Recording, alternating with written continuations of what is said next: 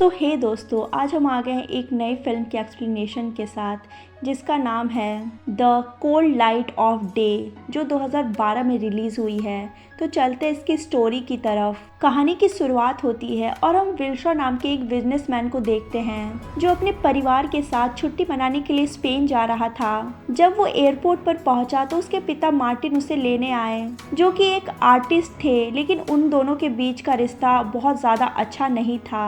फिर भी वो समुद्र की ओर निकल पड़े, जहां से उन्हें एक शिप में बैठकर अपने टूर के लिए निकलना था। रास्ते में मार्टिन ने देखा कि विल हर वक्त अपने फोन पर ही लगा हुआ रहता था। खैर, वो जब समुद्र किनारे पहुंचे तो विल की माँ लीजा और बाकी के घर वालों ने उनका स्वागत किया। फिर रात के डिनर के समय भी विल लगातार अपना फोन ही चला रहा था, जिसे देखकर मार्टिन काफी ज्यादा चिढ़ गया। फिर अगले दिन मार्टिन अपने पूरे परिवार के साथ समुद्र में अपनी कश्ती लेकर निकल गया, लेकिन यहाँ पर भी विल फोन पर ही बिजी था और उसकी लापरवाही की वजह से विल के भाई जॉर्ज की गर्लफ्रेंड डारा को चोट लग गई थी। और तभी मार्टिन ने गुस्से में आकर विल का फोन समुद्र में फेंक दिया। अब विल भी बहुत परेशान था, इसलिए वो कश्ती किनारे पर लगाकर शहर में घूमने निकल गया। तभी मार्टिन ने देखा कि एक छोटी कश्ती सुबह से उनकी बोट के आसपास घूम रही थी। यहाँ जब विल पूरे शहर में घूमकर समुद्र किनारे वापस आया तो उसने देखा कि उसकी बोट कहीं भी नहीं दिखाई दे रही थी। उसने अपने आसपास के मछुआरों से भी पूछताछ की, लेकिन मगर कोई भी जानकारी नहीं मिली। कुछ लोगों ने उसे पहाड़ी के ऊपर जाकर देखने की सलाह दी, क्योंकि वहां से पूरे समुद्र का नज़ारा साफ दिखाई दे रहा था। अब विल उस पहाड़ी के ऊपर गया जहां से उसे अपनी नाव दिखाई दी। फिर वो फटाफट तैरकर नाव के पास पहुंचा, मगर ये क्या, वो नाव तो बिल्कुल खाली थी। ये देखकर विल बहुत परेशान हो गया, क्योंकि उसे एहसास हो गया था कि यहाँ पर कोई तो घटना ज़रूर घटी है। अब विल बिना समय गंवाए शहर के पुलिस डिपार्टमेंट में पहुंचा और वहां पुलिस से मदद मांगने की कोशिश की, मगर वहां किसी ने उसकी पुकार नहीं सुनी। और यहाँ जब विल ने अपना पूरा नाम बताया तो फिर वहां पर हलचल हुई और सारे पुलिस वाले तुरंत काम पर लग गए। थोड़ी ही देर में विल और कुछ पुलिस वाले उस जगह पर पहुंचे जहां पर उनकी नाव खड़ी थी। अचानक उसने देखा कि एक आदमी पहले से ही किनारे पर उसका इंतजार कर रहा था।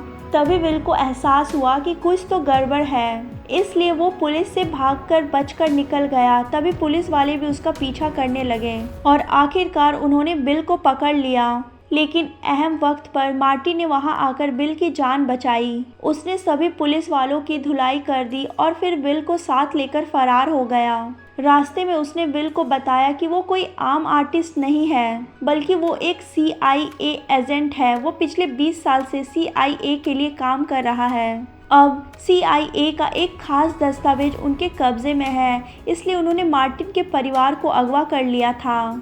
फिर मार्टिन को कैरिक नाम की एक औरत का फ़ोन आया। उसने मार्टिन को मिलने के लिए बुलाया, लेकिन वहां जाने से पहले मार्टिन विल को अपने एक अलग अपार्टमेंट में लेकर आया, जिसके बारे में किसी को नहीं पता था। उन्होंने वहां से कई हथियार उठाए और फिर डिएगो नाम के एक आदमी के लिए मैसेज छोड़ा।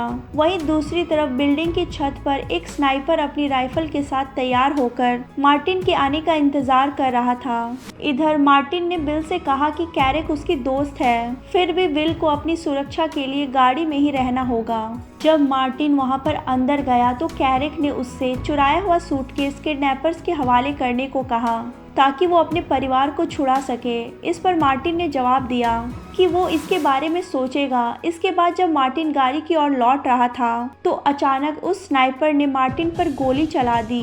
विल ने अपनी आंख से ये देखा तो वो हक्का बक्का रह गया। उसने तुरंत अपने पिता को उठाया, लेकिन फिर उस पर भी गोलियां चलने लगी। इसलिए उसने मार्टिन का फोन और हथियार निकाले और पास ही किसी सुरक्षित जगह पर चला गया और वहां जाकर छुप गया। तभी फोन बजा और विल ने फोन उठाया, जिस पर वो किडनैपर उसके पिता को टॉम नाम से बुला रहे थे। पर अब उनके पास ये सब सोचने का वक्त नहीं था, क्योंकि पुलिस चारों ओर से उन पर गोलियां बरसा रही थी। इसी गोलीबारी में स्नाइपर ने एक पुलिस वाले की हत्या भी कर दी और पुलिस वालों को लगा कि ये विल का काम है। खैर, अब जैसे तैसे विल एक वॉशरूम में घुसा और खुद को शांत करने के लिए कोशिश करने लगा और आगे के प्लान के बारे में सोचने लगा। फिर इसके बाद वो सीधा एम्बेसी से मदद मांगने पहुंचा, लेकिन वहां के स्पेशल एजेंट से बात करने के बाद भी कोई फायदा नहीं हुआ। असल में एम्बेसी के पास मार्टिन शॉ नाम के एजेंट का कोई रिकॉर्ड नहीं था, बल्कि उन्होंने तो बिल से ही कहा कि उस पर पुलिस वालों की हत्या का आरोप है और वो उसकी मदद के लिए वो उसे बस एक वकील दे सकते हैं। तभी विल को बताया गया कि नीचे उससे कोई मिलने आया है। नीचे जाकर विल ने देखा कि उसके पिता की दोस्त कैरेक उसका इंतजार कर रही है।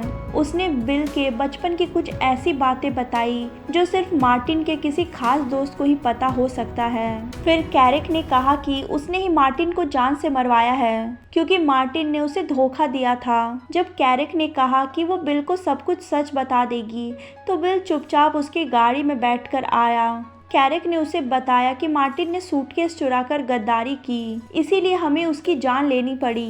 अब कैरेक चाहती थी कि विल वो सूटकेस ढूंढने में उनकी मदद करे। ये सुनकर विल ने तबीयत खराब होने का नाटक किया और फिर गाड़ी से बाहर निकलकर भाग निकला, कैरेक के गुंडों को चकमा देकर। विल अब एक बस में चढ़ गया। तभी उसे फिर से किडनैपर्स का फोन आने लगा। यहाँ किडनैपर ने उससे फिर से सूटकेस की मांग की और उसके परिवार को जान से मारने की धमकी देने लगे। खैर फिर विल ने देखा कि मार्टिन के फोन से डिएगो नाम के एक आदमी को बार बार फोन किया गया है, इसलिए उसने डिएगो से मिलने का फैसला किया। लेकिन जैसे ही डिएगो के घर वो पहुंचा, एक कातिल पहले से ही वहां विल के इंतजार में था। यहाँ विल को अपनी जान बचाने के साथ साथ वहाँ मौजूद लूसिया नाम की एक लड़की की भी जान बचानी थी। उस कातिल का काम तमाम करने के बाद विल ने लूसिया को बताया कि वो डिएगो से मिलने आया है, जिस पर लूसिया ने बताया कि डिएगो उसके अंकल है और वो विल को उनके पास ले जाएगी। मगर जब वो दोनों डिएगो के घर पहुंचे तो उससे पहले ही किसी ने डिएगो की हत्या कर दी थी। तभी उन्हें रसोई से किसी की आवाज सुनाई दी तो विल चुपके से रसोई तक पहुंचा। ये आवाजें किसी और की नहीं बल्कि कैरेक और उसके साथियों की थी। विल को देखकर कैरेक ने कहा कि उन्हें डिएगो से एक खास जानकारी चाहिए थी, मगर डिएगो ने जानकारी देने से इनकार कर दिया, इसीलिए उन्हें मजबूरन उसे मारना पड़ा। ये सुनकर लूसिया ने उन पर हमला कर दिया। तभी विल तुरंत लूसिया को लेकर छत की ओर भागा। यहाँ वो तारों के जरिए नीचे आ गिरे, जहाँ पर लूसिया विल को एक स्कूटर में बैठाकर भाग निकले। यहाँ पर कैरेक विल को अब भी मारना चाहती थी क्योंकि वो मार्टिन की मौत का एक लौता चश्मदीद गवाह था। कुछ देर बाद विल की अचानक तबीयत बिगड़ी तो लूसिया ने देखा कि उसे तो गोलियां लगी है, इसीलिए वो उसे तुरंत अपनी एक सहेली के यहाँ ले गई। जहाँ जाते ही विल बेहोश हो गया और लूसिया ने अपनी सहेली के साथ उसका इलाज किया। बाद में जब विल को होश आया तो लूसिया ने उससे पूछा कि आखिर ये सब चल क्या रहा है। फिर जब उसने विल के पिता की तस्वीर देखी तो उसने कहा कि वो टॉम को जानती है। वो पूछने लगी कि तुम उसे मार्टिन नाम से क्यों बुला रहे हो। तब विल को लगा कि लूसिया मार्टिन की गर्लफ्रेंड रही होगी, लेकिन फिर लूसिया ने बताया कि टॉम का उसकी माँ के साथ अफेयर था और असल में वो टॉम की ही बेटी है। ये सब सुनकर विल हैरान रह गया, पर फिर भी अपने परिवार की जान बचाने के लिए उसने लूसिया को भी साथ चलने को कहा। लेकिन ये मिशन बेहद ही खतरनाक था, इसलिए लूसिया ने साथ चलने से इनकार कर दिया। लेकिन उसने विल को एक पता बताया जहाँ पर अपना मिशन पूरा करने के बाद वो उससे मिल सकता है। इसके बाद विल सीधा किडनैपर के बताए हुए पते पर पहुंच गया। वहां पर विल को एक गाइड मिलता है जिसे वो अपने साथ लेकर चलने लगा। फिर गाड़ी में बैठते ही कुछ लोगों ने विल के ऊपर हमला करके बेहोश करके बांध दिया। बाद में जब विल को होश आया तो वो एक कमरे में था जहां पर उसका पूरा परिवार कैद था। जिसके बाद किडनैपर ने बताया कि मार्टिन के पास एक सूटकेस था जो कि CIA को चाहिए था। लेकिन फिर मार्टिन को लगा कि CIA के अंदर कुछ ऐसे गद्दार लोग हैं जो इस सूटकेस का गलत इस्तेमाल करके पूरी दुनिया में तबाही मचा सकते हैं, इसलिए उसने ये सूटकेस अपने पास रखा। पर अब उसकी भी हत्या हो गई और फाइनली ये सूटकेस अब कैरेक के कब्जे में था। तभी किडनैपर ने कहा वो बिल और उसके परिवार को तभी रिहा करेगा जब वो सूटकेस उन्हें लाकर देगा। उसके बाद गुंडों ने विल को सड़क पर फेंक दिया और विल उसी क्लब में गया जहां लूसिया उससे मिलने वाली थी। वहां उसने कैरेक को पकड़ने के लिए लूसिया से मदद मांगी और फिर लूसिया ने अपने साथियों को वहां बुला लिया। फिर विल ने कहा कि वो अपने क्रेडिट कार्ड का इस्तेमाल करेगा और जल्द ही इसकी भनक कैरेक को लग गई। फिर वो खुद ही उसका पीछा करते हुए आएगी। तब विल कैरेक को पकड़कर उसका सूटकेस छीन लेगा। अब प्लान के मुताबिक विल ने क्लब में क्रेडिट कार्ड का इस्तेमाल किया अब थोड़ी ही देर में कैरिक के गुंडे वहां आकर पहुंच गए और फिर वहां उन्होंने बिल और उसके साथियों पर हमला कर दिया। लेकिन बिल की टीम भी यहां कम नहीं थी। जल्द ही उन्होंने कैरिक के खास गुंडों को धर दबोचा। बाद में उन्होंने इन गुंडों पर खूब अत्याचार करके कैरिक की जानकारी निकलवाने की कोशिश की, लेकिन तब भी उन्होंने अपना मुंह नहीं खोला। तब बिल को समझ आ गया कि इससे पीटने से कुछ नहीं होगा। उसने बाहर आकर अपनी टीम से इस गुंडे को रिहा करने के लिए कह दिया, क्योंकि वो जानता था कि ये रिहा होने के तुरंत बाद सबसे पहले कैरिक के ही पास जाएगा। और हुआ भी बिल्कुल ऐसा ही। उसका पीछा करते हुए बिल और उसकी टीम उसका पीछा करते हुए एक बेसमेंट में आ पहुंची। तब उन्हें पता चला आज कैरिक ये सूटकेस को बेचने वाली है। अब यहाँ धीरे से बिल कैरिक की ओर बढ़ रहा था और लूसिया एक गाड़ी में बैठी थी। तभी किडनैपर्स की गैंग भी वहां आ पहुंची और उन्होंने लूसिया को जबरदस्ती बंदी बना लिया। वहीं किडनैपर बिल से सूटकेस की मांग करने लगा।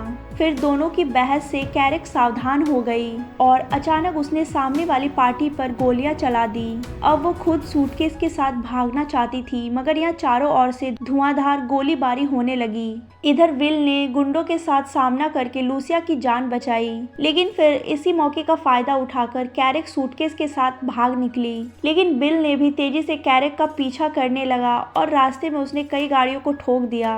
और तभी एक चौराहे पर वो कैरिक की गाड़ी को टक्कर मारने ही वाला था और तभी कैरिक ने अपनी गाड़ी घुमा दी और बिल की गाड़ी सीधा शीशे से जा टकराई। तभी कैरिक ने अफरा तफरी मचाने के लिए आम लोगों पर गोलियां चलानी शुरू कर दी। जैसे ही विल वहां से भागा तो कैरिक भी उसका पीछा करने लगी। जल्द ही उन दोनों के बीच जबरदस्त टक्कर हो गई और बिल की गाड़ी सड़क पर पलट गई।